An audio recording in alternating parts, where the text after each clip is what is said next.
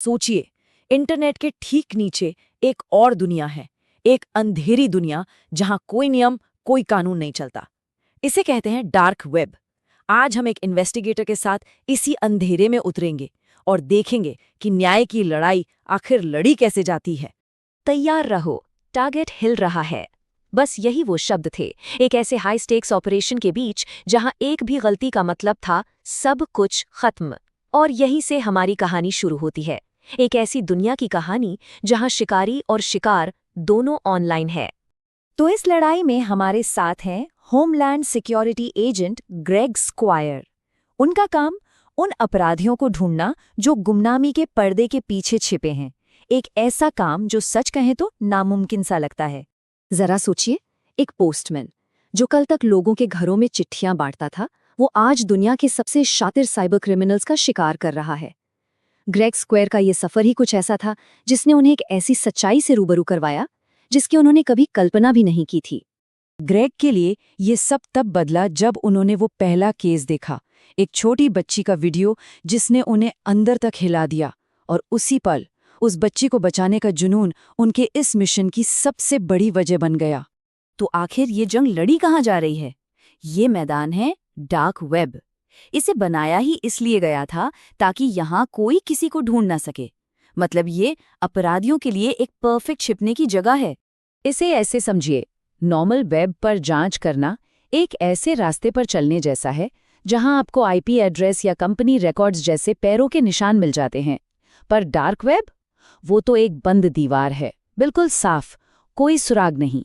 तो चलिए अब एक असल केस की बात करते हैं। केस का नाम था लूसी, एक लड़की जिसका सालों से शोषण हो रहा था और उसकी तस्वीरें डार्क वेब पर थी। और इन्वेस्टिगेटर्स के पास सुराग के नाम पर कुछ भी नहीं था सिवाय उन तस्वीरों के। फिर उन्हें एक छोटा सा सुराग मिला, तस्वीरों में दिख रहा एक फर्नीचर का टुकड़ा। और पता है, इस एक सुराग से सस्पेक्ट्स की लिस्ट कितनी लंबी हो गई? पूरे 40,000। ये तो सच में भूसे के ढेर में सुई ढूंढने जैसा था। तो सवाल ये था कि 40,000 लोगों की लिस्ट को एक तक कैसे लाया जाए। यहीं पे टीम ने कमाल की सोच दिखाई। उन्होंने पूछा, एक कमरे में ऐसी क्या चीज है जिसे आसानी से बदला नहीं किया जा सकता? जवाब था दीवारें, और दीवारों में लगी ईंटें।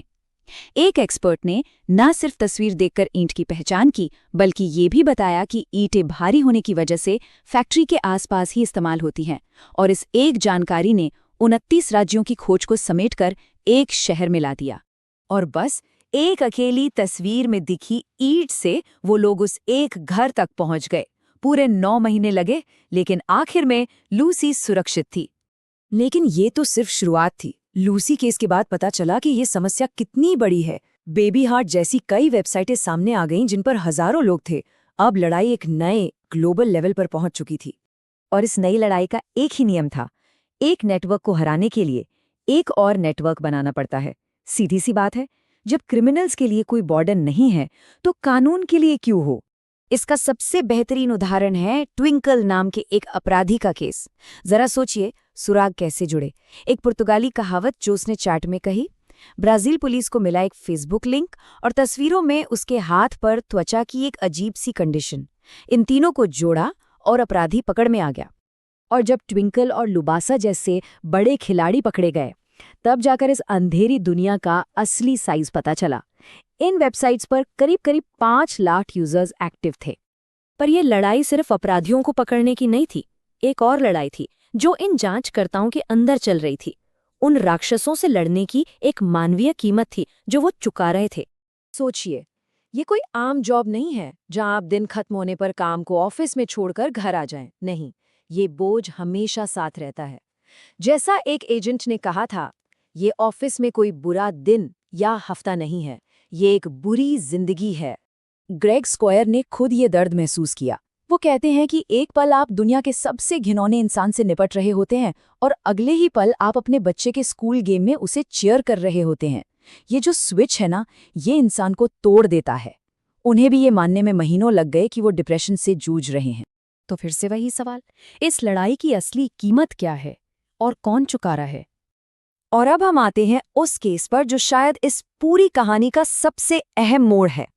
एक डार्क वेब यूजर जिसका नाम था LBO, उसने एक अगवा किए गए बच्चे की तस्वीर पोस्ट की और उस तस्वीर के नीचे लिखा था प्रूफ ऑफ लाइफ। बस पूरी दुनिया में मानो हड़कंप मच गया। देखिए, वो बच्चा 54 दिनों से गायब था। जमीन पर सारी खोज बंद हो चुकी थी, सब उम्मीद छोड़ चुके थे, और तभी डार्क वेब पर वो एक तस्वीर आती है। और अगले 48 घंटों में जो हुआ वो सच में किसी चमत्कार से कम नहीं था। तो सवाल ये है कि उसे पकड़ा कैसे? इंटरपोल के एक एनालिस्ट ने उसकी 13,000 से ज्यादा फाइलों को खंगाला और उसमें से निकाले सिर्फ 3 छोटे-छोटे सुराख। पहला, उसने बताया था कि उसे एक खास बीमारी के लिए सरकारी पेंशन मिलती है। दूसरा, उसने अपने भाई के खास काम के बारे में लिखा था। और तीसरा, उसने अपनी माँ की मौत का साल बताया था। बस ये 3 बातें। ये तीनों बातें अलग अलग तो कुछ भी नहीं थीं, लेकिन जब इन्हें रूसी सरकारी डेटाबेस के साथ क्रॉस चेक किया गया तो हजारों में से सिर्फ एक नाम सामने आया, सिर्फ एक। और जब टीम उस पते पर पहुंची और उस बच्चे को जिंदा बचाया गया तो वहां मौजूद एक रूसी पुलिस ऑफिसर ने सिर्फ इतना कहा, ये वाकई एक चमत्कार था, इसे और कोई नाम नहीं दिया जा सकता। तो आखिर में ये सवाल बचता है, डिजिटल अंधेरे की इस दुनिया में रोशनी लाने की असली ताकत कहाँ से आती है?